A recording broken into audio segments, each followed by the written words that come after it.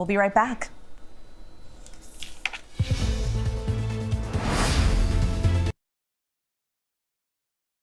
The news never stops. We are here in Israel, a nation at war. Hurricane Helene screaming across the state. And that's why ABC News Live never stops. Taking you to the center of the story. As news breaks live. ABC News Live is there for you all morning live. Right there as events unfold across the day, breaking down the day's top stories. ABC News Live Prime going there wherever the story is. And ABC News Live lighting up the weekend. ABC News Live. Because the news never stops.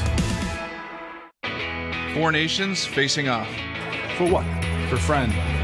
And foe. 4 teammates. Turned rivals. For the frozen ponds of Sweden. And Scottsdale. We're still believing in miracles. Leonard. 40 kronor. For the Maple Leafs. For the entire world to see. 4 nations facing off.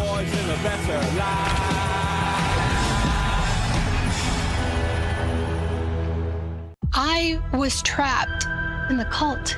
Everything inside of me was screaming, just go. This is the only reality that you know. He claimed he heard the voice of God. There was a camera there. My sister and I got on the snow machine, and I'm like, there's no way out. I turned Lou into the FBI. If I got caught, he would for sure kill me. How I Escaped My Cult, February 20th on Freeform. All episodes next day on Hulu. 4 nations facing off. We're still believing in miracles. For the red, white, and blue. The boys in the best It's lunchtime in America, so what are we serving up? Well, how about everything you need to know? GMA 3, what you need to know. A third hour of GMA in the afternoon. So join us, afternoons. For everything you need to know. I love that. Me too.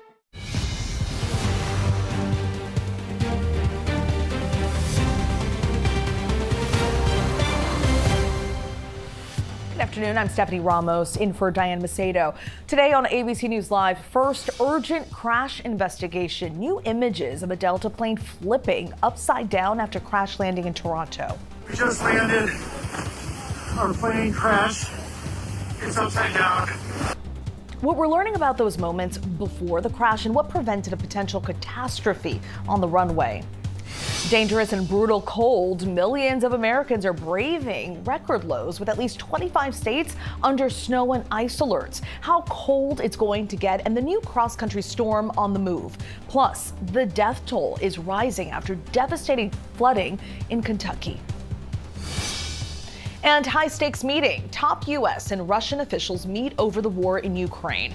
The latest on the calls for peace and what Ukraine's president is saying after not being invited to the negotiating table. But first, the urgent investigation into what caused a passenger jet to crash land in Toronto. We're now seeing new video given to investigators that shows the moments the Delta plane flipped over after a fiery landing. This video is being reviewed by authorities.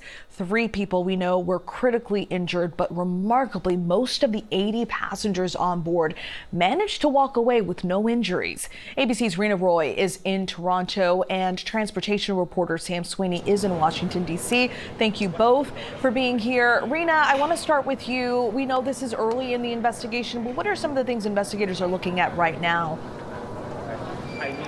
Well, Stephanie, we will be hearing from the president and CEO of Toronto Pearson here in just a couple of minutes. We're expecting a press conference there right behind us. You can see the podium is set up.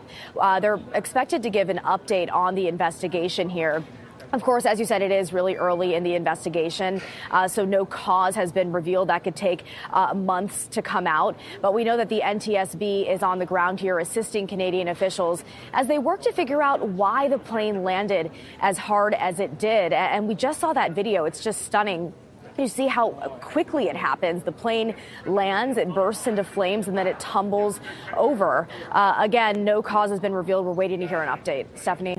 Yeah, that video is just remarkable. I can only imagine the folks that were on that plane, just how frightening that moment was, that fiery landing, and then all of a sudden it just flips over. Remarkably, as we've noted, 80 passengers were on that plane. They were all able to make it out. Rena, what more do you know about those that were injured?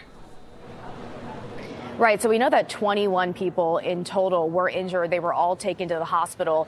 3 of them were critically injured, including a child, a woman in her 40s, and a man in his 60s. But the passengers that we have spoken to are saying that it really was the teamwork that helped people get out safely, that the flight attendants worked quickly, that the people on the plane left their stuff and made sure to get out as that plane was up in flames. And Sam, I want to bring you in on this. You've seen this video and you see the conditions there. Snow's on the ground. I'm assuming visibility was low during that time, just based on this video. So is there any indication weather could have played a role in this crash? Look, the investigators are going to look at every part of this. They're going to look at weather. They're going to look at runway conditions, how hard that plane landed. They're going to look at the black box data. What were the inputs put in? What was the thinking of the pilots? The good news is everybody made it out of this plane alive. The pilots will be able to tell exactly what happened there, why they made the decisions they did, and what they believe happened. We see the video, but it's from a distance. And as you said, the visibility is not great. Did it come down on that right landing gear too hard? Or was there a mechanical failure with that right landing gear that made it collapse? And it has nothing to do with weather. There's so much that goes into an air crash investigation. It takes time, and that's often why it takes more than a year to get the final cause of a crash. Yeah, lots of different factors could have played a role in this. And Sam, this was a Delta flight, but operated by Endeavor Air. So what's the CEO saying about all of this? Endeavor Air is a wholly owned subsidiary of Delta, operating Delta Connection flights, those smaller regional flights. They are working with the care team along with Delta Airlines, their parent company, to get these specially trained employees into Toronto to give any sort of assistance that the passengers or the crew on board may need. That being hotel rooms, food, clothing, anything that they need to get through the next couple of days, weeks, or even months. They'll need that support. Sam, thank you so much. Rena, thank you. We'll check in with you once that press briefing gets started. Thank you both. I want to bring in veteran airline pilot Douglas Rice to give us a little bit more insight on this. Thank you very much, Douglas, for joining us. So we see how that plane landed. We see it flip over. Can you kind of explain to us how the plane can end up in that position? Any plane? Well, any plane could have it happen, but what we have here is a combination of crosswinds that were fairly significant at the time and the landing. And the question is, did the landing gear fail? Was it overloaded? Did it get side loaded? There's a number of different factors that will be looked at. And when we get to the black box, that will have the specifics, the specific G loading or gravity loading on that gear and on the aircraft, and what the slip rate was to assess whether that gear was overloaded or it just failed. And when you see something like this, and you see the amount of people that were on that plane, 80 passengers on board, all of them made it out okay. What do you think went right to prevent loss of life in a crash like this? Well, we refer to this as a successful accident. The most important thing was that the body of the aircraft remained intact. That not only protected the passengers, but it maintained its structural integrity such that it didn't expose the passengers. Everything stayed in a line. And then as they exited the aircraft, we see the emergency responders who were on the scene extremely quickly. You'll see that they're putting out the fire as the passengers are exiting the aircraft, which is their primary focus. That is protecting the passengers, allowing them an avenue of escape. Can you talk about the importance of, when you're on a flight, any flight, the importance of wearing your seatbelt, following instructions? We hear it so often that if there is an emergency, don't go for your carry-on and your luggage, just get out. Can you talk a little bit about that and why it's so important for people to listen, even if they're frequent flyers? Well, in this case, it was doubly important because the aircraft being upside down. And I think when we look at the injuries of the passengers, we're going to find out a lot of those injuries were caused when they released their seatbelts, and instead of being able to stand up, they fell to the ceiling, so to speak. So that, and you can see in one of the videos, the flight crew actually giving instructions, telling them to leave their baggage behind, exit the aircraft, don't worry about your carry-ons. All those things are important factors in the safety of the passengers exiting the aircraft. It definitely is. Veteran airline pilot Douglas Rice, thank you very much for your insights. Appreciate your time. My pleasure.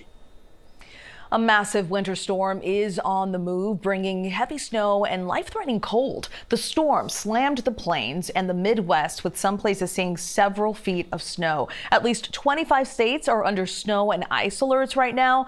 Meanwhile, at least 14 people are now confirmed dead after devastating flooding in Kentucky, and another 2 people died in West Virginia. ABC's Faith Abube is in Wichita, Kansas, and Faith, we can see it's been a roller coaster of weather there where you are in Wichita. Initially it was snowing, then it stopped, and now it's snowing again. What more can you tell us about the conditions there in Wichita? Yeah, Stephanie, and that's what we're expecting throughout the day. Up and down, heavier bounds, moderate bands, and then a lull in between. What we're seeing right now is the snow coming down. It's very powdery. You can see it just flies away. The wind is picking up. We're hearing that wind gusts are about 25 to 29 miles per hour at this point. There aren't that many people on the roads right now. A lot of businesses are closed. Some of the schools are now doing virtual learning instead. And so the plows are getting their way through the roads. They're able to get around and put down the salt and sand mix that they've been putting down in order to make sure that this snow doesn't stick to the ground at this point. The Kansas Highway Patrol is reporting 2 accidents so far on the roads due to the slick roads. There was an accident where one vehicle went off the road and ended up in an embankment, rolled a few times. There was another accident where 2 people lost control of their vehicles, crashed into each other. There were some serious injuries there. People were taken to the hospital, but no fatalities reported at this point. But again, we're watching as the snow is coming down. Temperatures are supposed to continue going down. At this point, we're about 5 degrees Fahrenheit. It's supposed to go down to about 0 in the overnight hours. It feels like negative 15, negative 16 degrees at this point. Usually, the daily average around this time of year is about 41 degrees Fahrenheit. So you can see how low the temperatures are. Frostbite is a concern, but with also the winds coming in, low visibility on the roads are a concern as well. Stephanie. Yeah, that weather system moving through Wichita there. All right, Faith, thank you so much. Stay safe. I want to bring in ABC News meteorologist Samara Theodore. Samara, I want to talk about North Dakota. It's a state I've always wanted to visit, maybe not right now. Bismarck, it fell to a numbing minus 39 degrees, the coldest temperature recorded in that city in 16 years. So how long is that expected to last? Have you seen that before? Well, not since 2009, that's for sure. I don't want to see it up close right now, so I'm happy I'm in the studio. But to our friends out there, we are in for more cold weather, more cold wind chills as we head through the overnight hours into tomorrow. And that winter storm still making its way across the country. So let's get to that. We're going to talk numbers. I got you covered. So where Faith is in Kansas right now, along I-70, we have snow falling in Wichita. We have snow falling in Tulsa, Joplin, southern Missouri, and Springfield. This is by 6 p.m. tonight. It's still hovering in this central heartland region, but it starts to slowly migrate towards the east. By 1 a.m., we could see a bit of freezing rain. Oh, Dallas, your ride home, you could see some icing, so be careful. But by 1 a.m., we start to see snow moving into Louisville, Nashville. And, my heart really goes out to Kentucky because they're dealing with the flooding we just saw in those visuals. And now we have winter weather alerts for the same region back to back there, and they're going to be dealing with a lot of cold weather as well. So that makes its way across parts of the Tennessee Valley. By 2 p.m. on Wednesday, this is then impacting the I-95 corridor, mainly from Virginia Beach and the tip of southern Maryland all the way down to the Carolinas. We can see some icing just south of Raleigh there Wednesday afternoon. The system begins to pull out by Wednesday night. Thursday a.m., maybe on the back end, some light snow for places like Roanoke into the Shenandoah Valley and the Blue Ridge Mountains there. So as far as totals go, we're really seeing the bullseye where the snow is falling currently, where Faith is right now, or just to the east of where Faith is. South of Springfield, we could pick up over half a foot of snow. Ice accumulation also a major concern when it comes to driving on the roadways. And finally, I'll leave you with the numbers. This is the wind chill right now. We are feeling like minus 27 in Fargo, feeling like the single digits in Oklahoma City. And if you're asking me how long is this going to last, well, these are a look at temperatures, actual air temperatures, not feel like temperatures, actual air temperatures over the next few days. Going to work in Rapid City, minus 21 degrees walking out the door. Very cold in Chicago, down to the single digits. Even in Dallas, Thursday morning, you're taking the kids to school and it's feeling like 15 degrees. So you gotta layer up the babies. Stephanie? It's very, very cold temperatures. All right, Samara, thank you so much. Coming up, a top Social Security official is stepping down after clashing with DOJ. Why the official decided to call it quits. Plus, Elon Musk reveals how much money he says his government efficiency group has saved amid job cuts at the FAA and the IRS. Our new Xfinity gateways can support hundreds of devices. Up your internet game. Am I right? I'm over here. Switch to fast, reliable Xfinity internet and power all your devices, even when everyone's online. Xfinity, bring on the good stuff. I love winter forecasting. It's the reason I went into meteorology. As far as winter weather goes, I think the biggest thing for Chicagoans is commuting. The thing that is consistently dangerous for us are winter storms. They can shut the city down in a moment's notice. One of these days, we're getting another big blizzard, and we will be there ready to cover that when it's happening. Keeping you up to date and prepared for impactful winter weather. That's what it means to be the Weather Authority. At the Disneyland Resort, the happiest place on earth, you can find the my dream is finally coming true kind of happy. That woohoo kind of happy. And the we're never going to forget this kind of happy. Find yours at the Disneyland Resort. Stops. Mr. President? You were the last person to see the president alive. Pink's trying to warn me. Agent Collins, you're the only one I really trust, and I want to tell you the truth. You're about to be entrusted with top secret information. The president did something. You're going to want to hear this. The biggest secret is right under your nose. What aren't you telling me?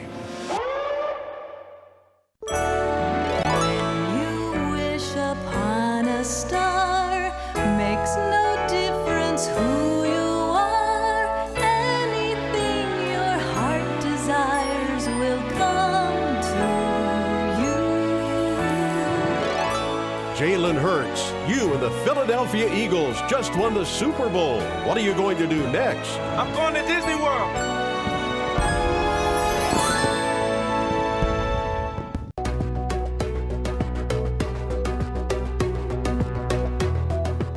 Welcome back to ABC News Live. First, Ukrainian President Zelensky says he's postponing traveling to Saudi Arabia to discuss Russia's war in Ukraine. His decision comes after the U.S. and Russia agreed to end the war in Ukraine without Zelensky at the table. The high-stakes talks mark 3 years since President Biden and Russian President Putin met in Geneva before Russia invaded Ukraine. Foreign correspondent Britt Clennett joins me now, along with State Department reporter Shannon Kingston, for more on this. Thank you both for joining me. Britt, I want to start with you. How is Zelensky reacting to what's come out of the talks so far?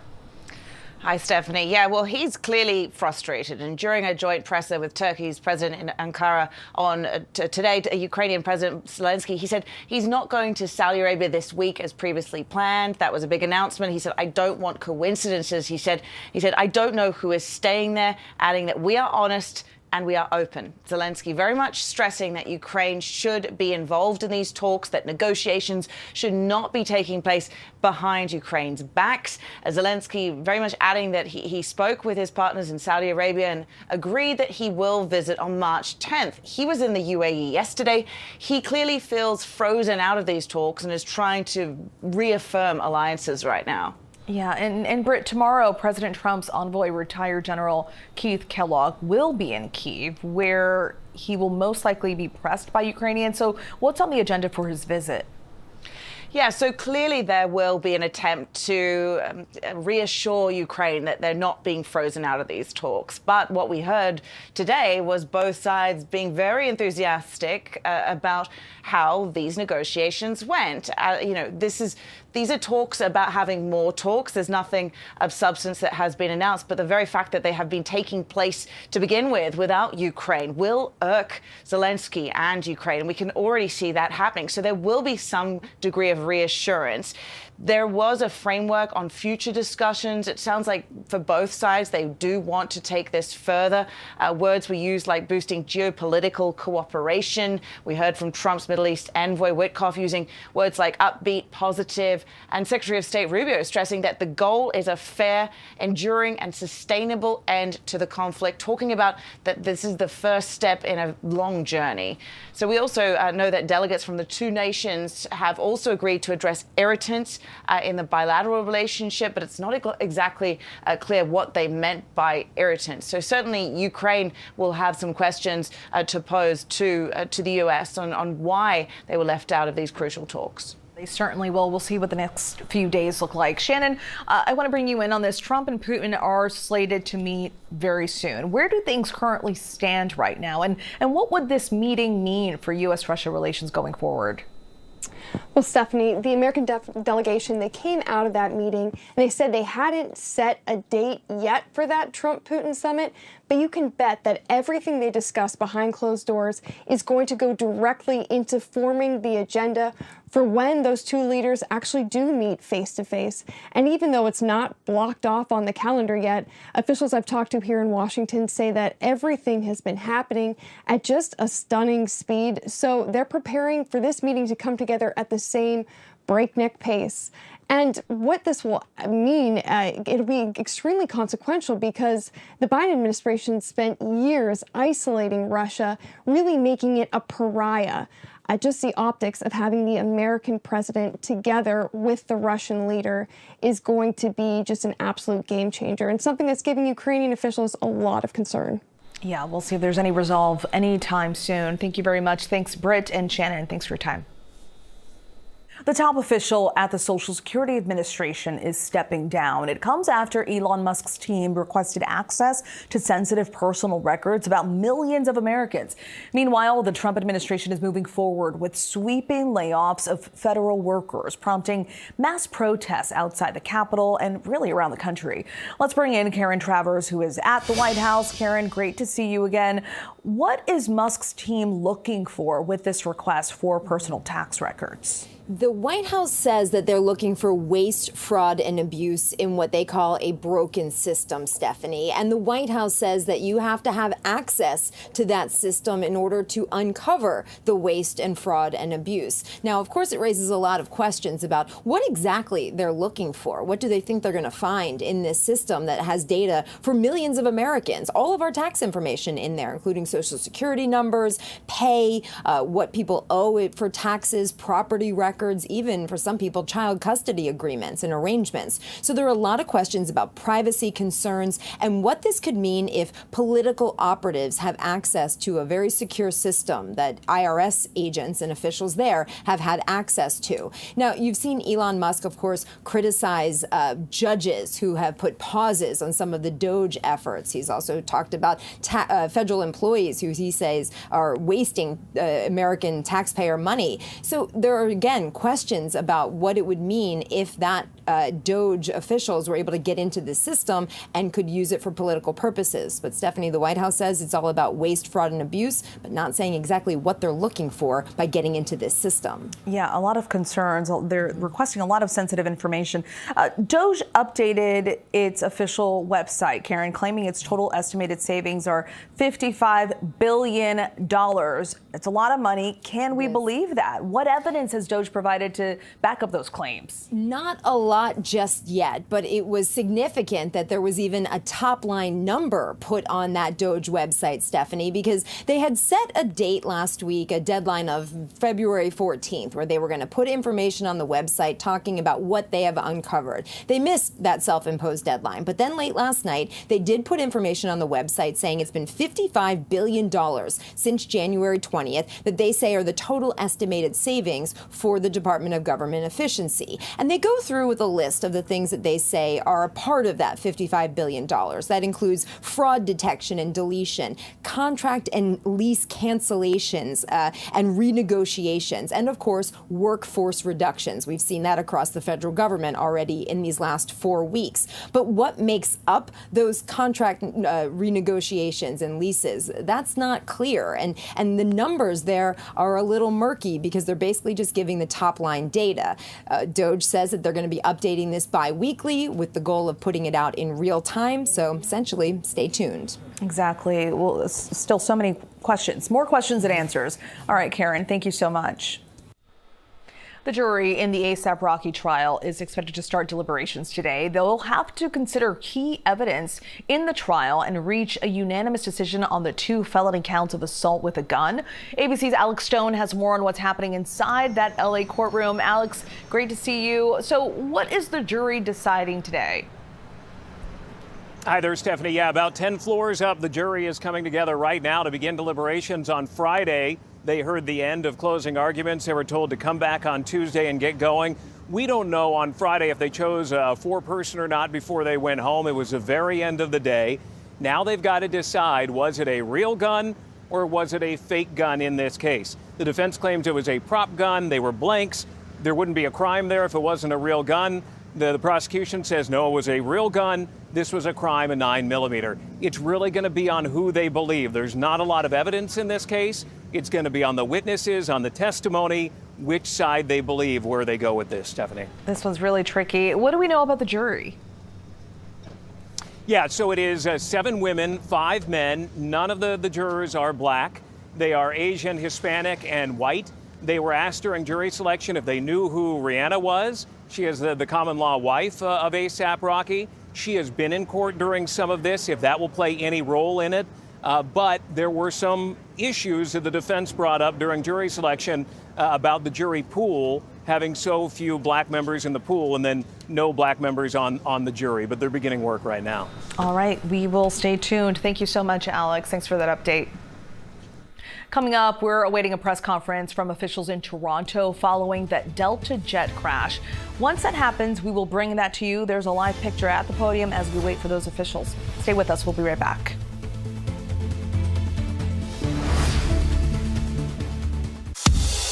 The news never stops. We are here in Israel, a nation at war. We heard what appeared to be gunfire. The former president rushed off the stage. Hurricane Helene ravaging the coastline of Florida. It's moving really fast, screaming across the state. And that's why ABC News Live never stops. Taking you to the center of the story. As news breaks live. We hear the small arms fire around us. We're right on the border between Ukraine and Russia. ABC News Live is there for you at the start of your day, all morning live. ABC News Live, right there, as events unfold across the day. ABC News Live, breaking down the day's top stories. Lyle and Eric Menendez, there is new evidence in this case. ABC News Live Prime going there, wherever the story is. Are you going to build it back up? And ABC News Live, lighting up the weekend. With breaking news and all the latest pop headlines. Happy Oscars Sunday. A lot to watch for tonight. ABC News Live. Because the news never stops. Amanda Riley was a mother, wife. Everybody loved her. I heard the words, "You have stage 3 blood cancer." We gave our hearts, our prayers. We thought she was God's gift, but she was a liar. Why would somebody fake cancer? There's all these pictures of her in the hospital with IVs, tubing. It was only a matter of time until Amanda's whole world came tumbling down. Oh my God! The all-new shocking episode of Scamanda, Thursday night on ABC. We have breaking news right now. Toronto officials are expected to give an update on that crash landing in Toronto, that Delta flight operated by Endeavour Air. Let's take a listen. I'm the Vice President of Stakeholder Relations and Communications for Toronto Pearson. Today, Toronto Pearson CEO and President Deborah Flint will be providing an update on airport operations and the investigation following Monday's incident. We also have several representatives from our first responder agencies, as well as our COO of Toronto Pearson Operations. So behind me are Peel Regional Police Deputy Chief Mark Andrews, Peel Paramedics Commander of Operations Corey Tokach, Mississauga Fire Chief Darren Reetsey, and Toronto Pearson's Fire Chief Todd Aiken, and Khalil Laramet from our COO of Toronto Pearson. With that, I'd like to welcome Toronto Pearson CEO Deborah Flint, who will take a couple of questions after her remarks. Following that, our first responders are available to also answer some questions. Thank you. Thank you, Karen, and good morning to all. We are providing a third update this morning on yesterday's events as the accident transitions to the investigation phase, and I will share more on that investigation phase and what to expect shortly. First, however, it's really important to recognize how grateful we are that there was no loss of life or life-threatening injuries in yesterday's accident. You know, every time you board a flight, you are greeted by flight attendants and by flight crew often. It's their job to make us comfortable and confident about the flight ahead, and they do an incredible job with that. But we saw the most important role that they play in action yesterday. The crew of Delta Flight 4819 heroically led passengers to safety, evacuating a jet that had overturned on the runway on landing that was amidst smoke and fire. I thank each and every one of these heroes, every flight attendant and crew member on Delta Flight 4819. I also thank every flight attendant and crew member across the industry. Thank you for all that you do every day and every night in service of safe air travel. In regards to the accident yesterday, at approximately 2:15 p.m., Delta Airlines Flight 4819 from Minneapolis to Toronto, operated by subsidiary Endeavour Air, was involved in a single aircraft accident upon landing at Toronto Pearson. The plane was carrying 4 crew and 76 passengers, among them 22 Canadians. Flight attendants, flight crews, and airport emergency workers and responders mounted a textbook response, reaching the site within minutes and quickly evacuating the passengers. At the time, there were 21 injured passengers ranging from minor to critical but not life-threatening injuries. A total of 19 passengers went to the local hospitals, with 2 more going to hospitals in the time period after. At this time, Delta Airlines has reported that 19 of those passengers have been released and 2 remain hospitalized. Our thoughts go out to all of the passengers impacted and their families. We have taken great time and care to extend care to each of the passengers that were here after the accident. That includes comfort as well as support in their emotional well-being in the hours since the crash. We have completed the reunification process for all of the remaining passengers, and we'll continue to care for them during this extended time. I will now give you more information about the operations at Pearson yesterday and what to expect in the days ahead. From last Thursday to Sunday, Toronto Pearson saw extreme conditions, 2 separate snowstorms. On Thursday and Sunday, we got more than 20 inches, 50 centimeters of accumulated snow. That is actually not typical. In fact, it is more snow within that time window than we received in all of last winter. There were many delays and cancellations across this part of Canada and the U.S. Northeast during this time, creating numerous flight delays and backlogs. At Toronto Pearson, 221 of 974 scheduled flights were canceled on Thursday. 75 of 1,012 scheduled flights were canceled on Friday. 128 of 937 scheduled flights were canceled on Saturday, and 371 of 987 scheduled flights were canceled on Sunday. Monday was a clear day, though, and it was an operational recovery day for Toronto Pearson, with 1,006 scheduled flights. The results yesterday, in due part to the accident, were 462 scheduled flights canceled and 544 flights operated. Let's now talk about the investigation and what to expect in the next few days as we pivot to this phase. Last night, 7 members of the Transportation Safety Board of Canada arrived at Toronto Pearson to begin the investigation. 13 more of those investigators arrived today. Members of the U.S. Federal Aviation Administration are also here on site, participating in the investigation. As it is a Mitsubishi aircraft, Mitsubishi will be here on site as well, and Delta Airlines has sent their GO team who are already here on site.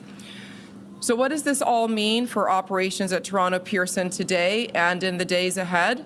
Our Emergency Operations Center does remain open, though operations on the runways resumed at 5 p.m. Eastern Time yesterday. We have been in recovery mode since resuming flights at 5 p.m. yesterday, catching up on delayed flights, and that continues into today as well.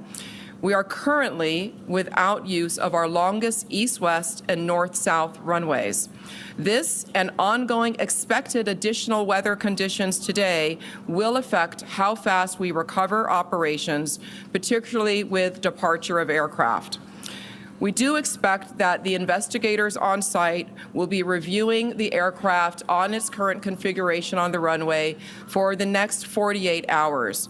And we are looking to get to support that investigation and the removal of that aircraft off the runway, at which point we can do our inspections and then return that runway into service. Toronto Pearson will continue to provide you all with operational updates, but this is now an active investigation time, and you can expect to start hearing more from the investigating authorities about the accident that happened here.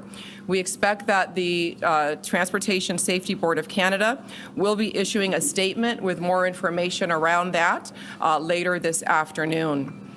In closing, I thank the industry, the community, and all of our employees here and across the sector for all the work that they are doing to support this incident and those affected, and that they do every day.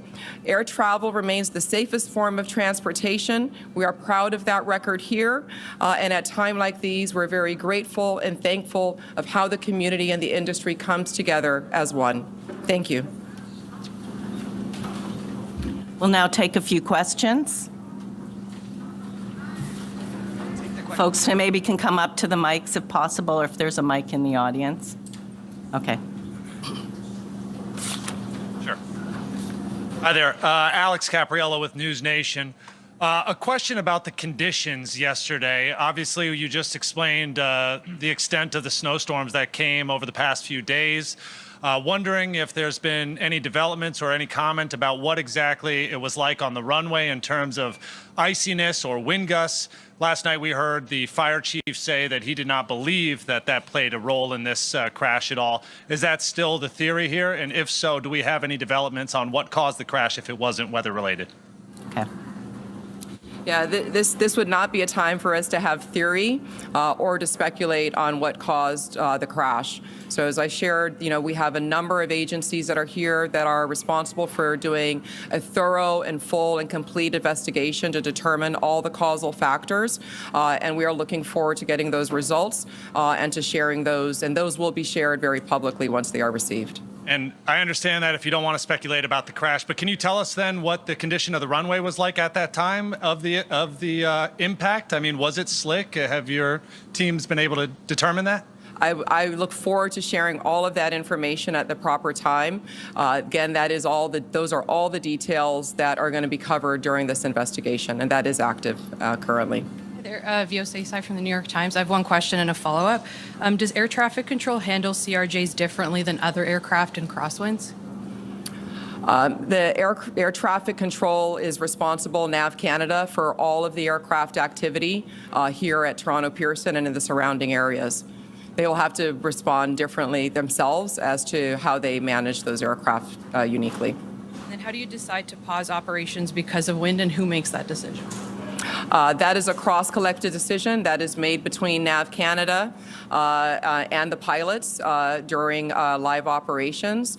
We are not pausing operations. We do have a slowdown in the operations due to 2 of our runways being closed for operations at this time, and those are the key contributing factors to the delays. Last question. There's no Delta or TSB representatives on the stage with you right now. Are you able to speak to why they're not present? We've been very much in communication with all of those involved, all of the agencies, Delta Airlines and others. We've all had quite extensive communication. They've been in our EOC, our Emergency Operations Center. So the system and the response to the accident is working as planned and going quite well with our partners. John Worrell with the Associated Press. 2 questions. One is the 2 people who remain in the hospital. Any timeline on how long they may remain? I do not have that information. Do you know what condition they're in? What we do know is that, again, 19 of those that were hospitalized are no longer hospitalized. The 2 that remain, none face life-threatening injuries from what we've been briefed and what Delta Airlines has released as well. And just finally, Deborah, given what we saw from all the videos that are on social media, and I'm sure what you've seen internally, how is it more remarkable that everyone was able to survive this incident? There are so many factors that lead us to have gratitude today. Again, I cannot commend enough the crew, the flight attendants, pilots, and our emergency responders for their quick and effective response. It's really incredible. And when you see that aircraft, it just makes you really thankful for all the safety checks that go into running this one of the world's safest air transportation systems. Okay, we'll take questions now from the first responders, please. Good morning, Momin Qureshi from 680 News Radio. My question really is, last check, the wreckage was still out there on the runway. I just wanted to know if we know how long that will be out there and what kind of impact that's having on service here at the airport. Yeah, so as I shared, yes, that the remains of the aircraft will remain on the runway while the investigators are performing their reviews. We expect that could be about 48 hours.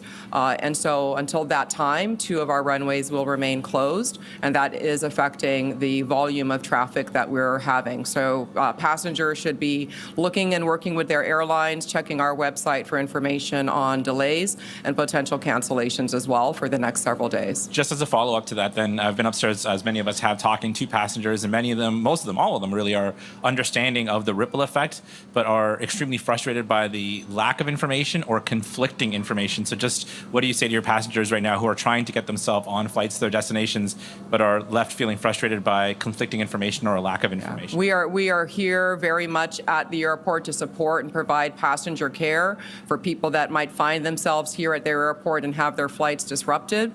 So we'll continue to provide that customer care for them. But in the interim, please do check with your airlines, check your website, and check your apps for your most updated flight information.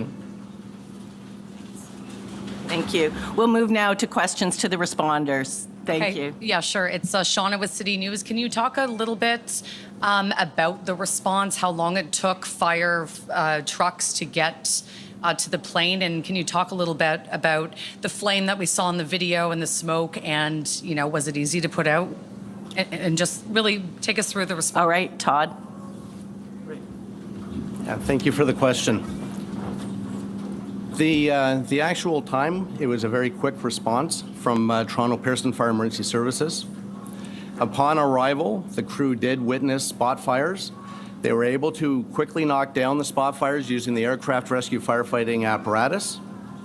Once the fires were knocked down, the crews did make entry and perform primary search and rescue. The passengers were all evacuated, and then they were taken to a secondary location at Station 2 for triage with our mutual aid partners. Just a quick follow-up. Can you describe what it was like? Because we've seen videos of the passengers hanging upside down in their seatbelts. Can you maybe just describe what it was like to get these people, hanging, cut down, and out of the plane? I believe that most of the passengers self-evacuated at that time, and upon arrival, they were being escorted to a second location.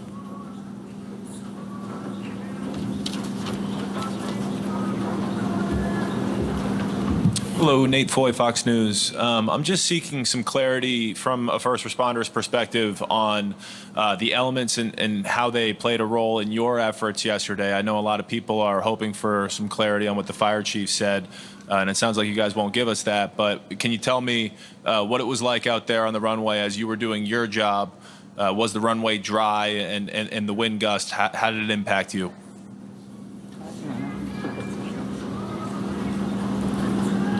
And like we mentioned, it's very early to make any conclusions. I know I provided a little bit of information yesterday for transparency. Today, now we have an active investigation. Therefore, any of those questions would have to be directed toward Transportation Safety Board.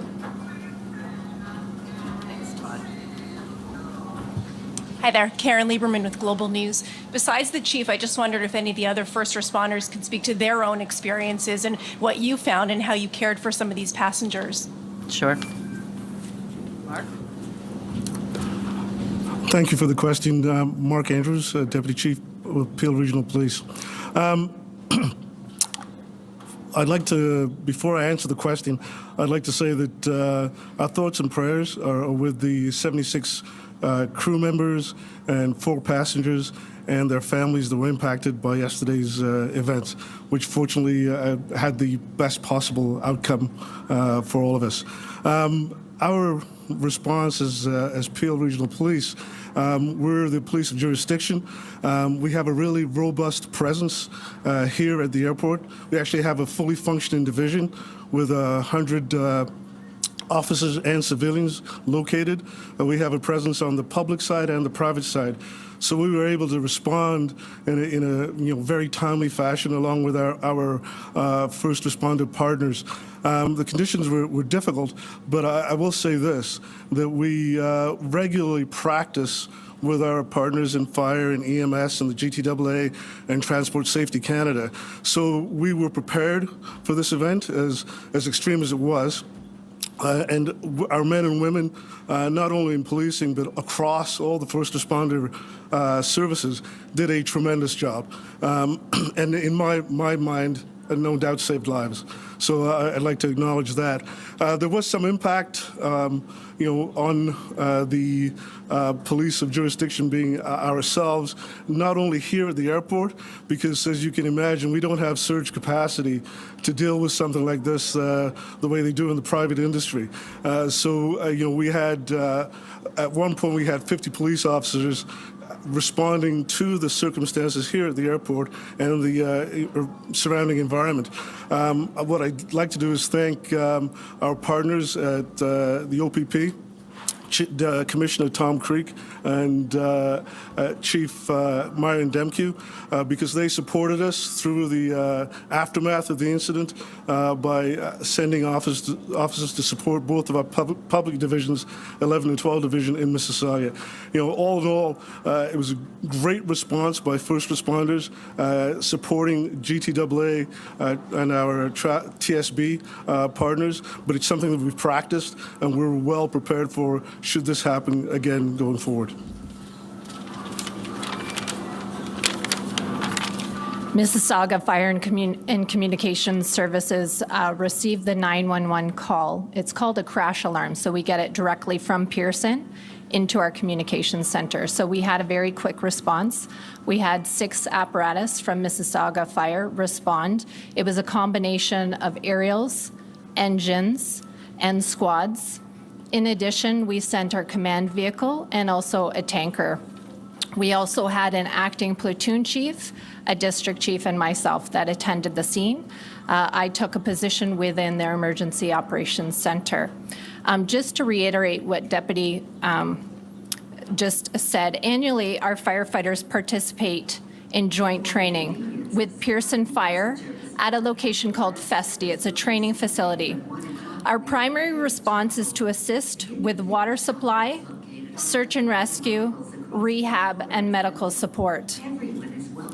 The Mississauga Fire and Emergency Services and Mississauga Office of Emergency Management participates in 2 annual emergency exercises that are held at Toronto Pearson International Airport each year, including a high-level tabletop command exercise and a full-scale boots-on-the-ground emergency exercise.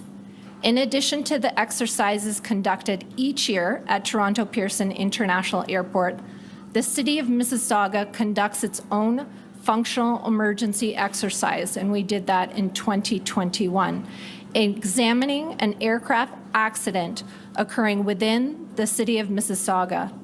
This exercise included partners from various organizations, including those represented in the exercises held here regularly at Pearson. The Mississauga Fire and Emergency Services and OEM provides emergency management training to regional partners from various organizations who may be involved in the response to an aircraft accident. amongst other emergencies. The Mississauga Office of Emergency Management can also serve as a conduit between the city and the Provincial Emergency Operations Centre if provincial-wide coordination for the response and recovery of community impacts during an emergency is required. During an aircraft accident, the Mississauga Office of Emergency Management can assist in the coordination of providing municipal services if requested by our community partners who may be impacted in the event. This could include transportation like buses, facilities, or heavy equipment. The City of Mississauga has developed its own aircraft accident emergency plan, which conforms with and operates in conjunction to the airport emergency plan developed by the Greater Toronto Airport Authority. Thanks. That was a fulsome response. I just also wondered if anyone can speak to the nature of some of the injuries. Do you want to speak to some of the nature?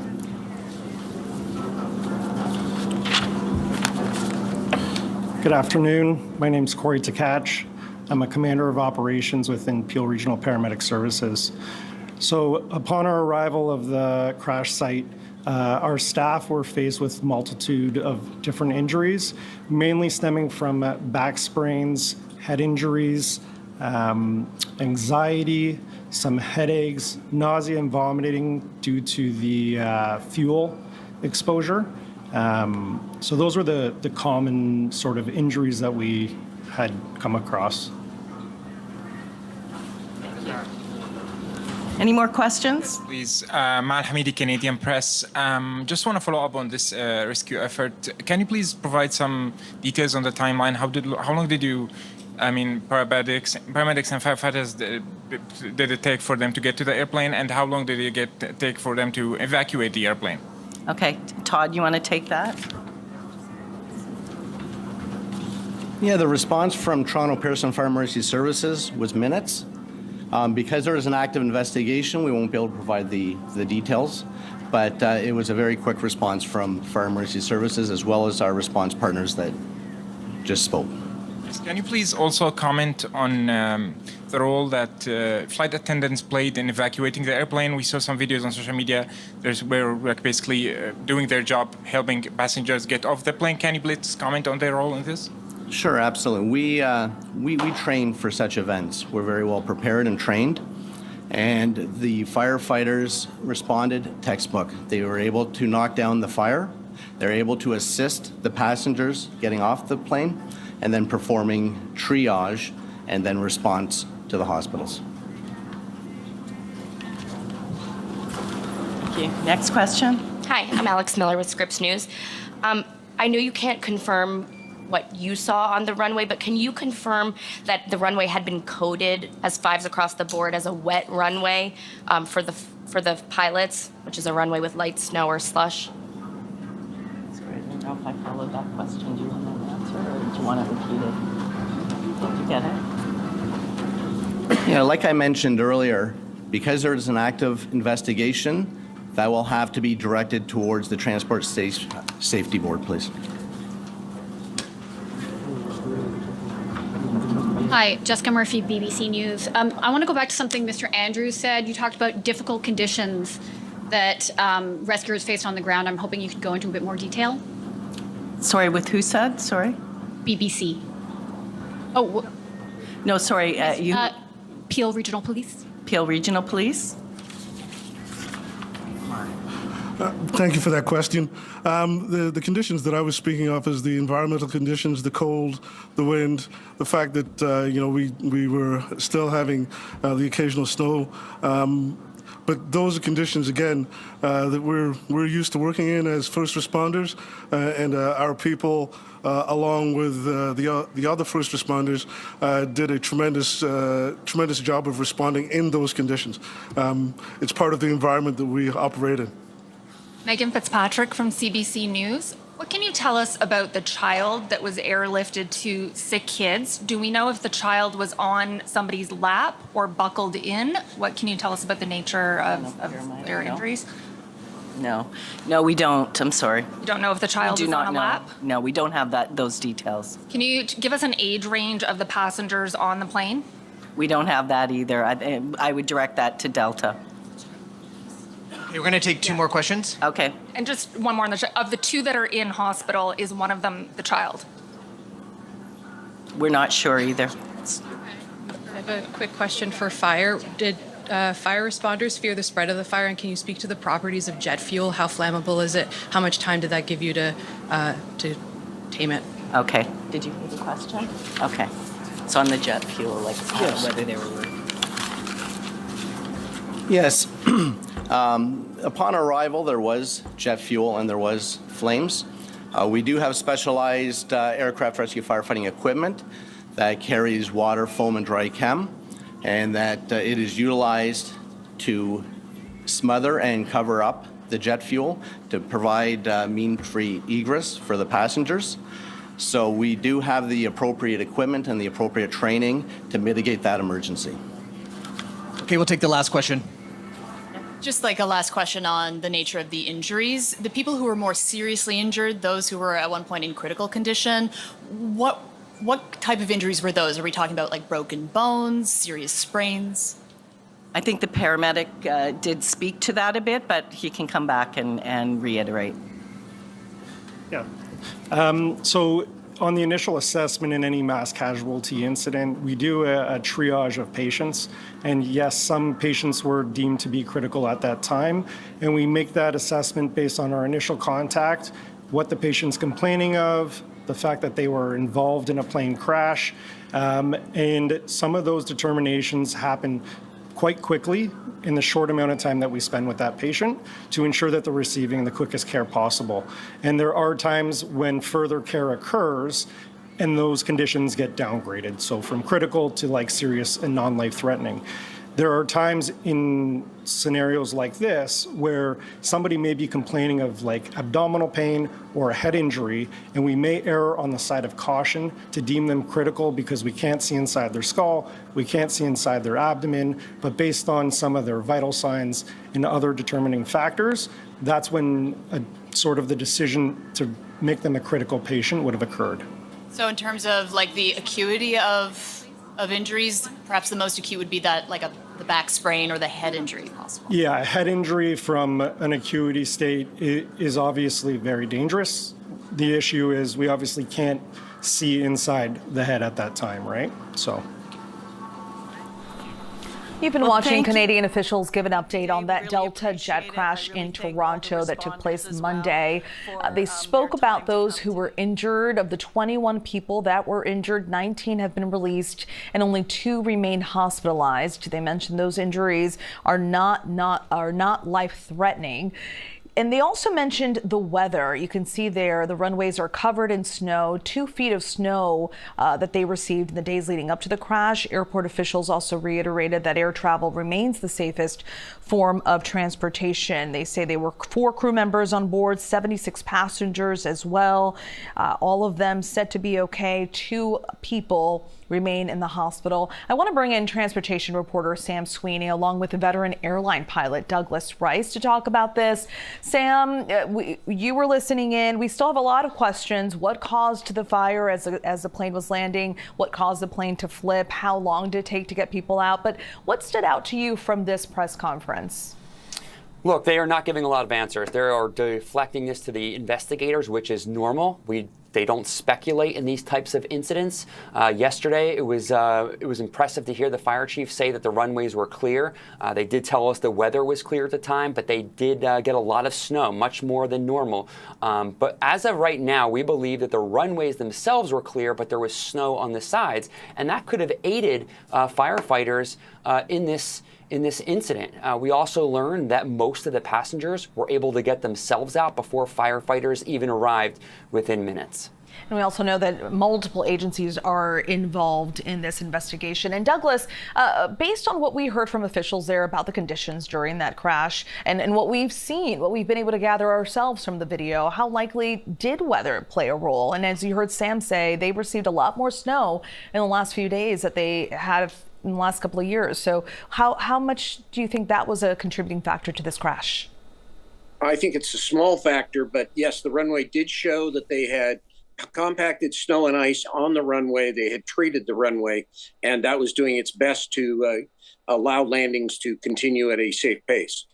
All right, and thankfully all 80 passengers were able to get off that plane. I want to thank Sam Sweeney and Doug Rice for joining us, and we'll have continuing updates right here on ABC News Live throughout the day. Thank you for joining us. I'm Stephanie Ramos. More news after the break.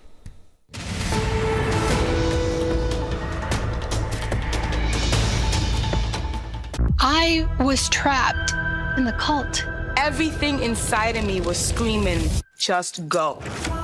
This is the only reality that you know. He claimed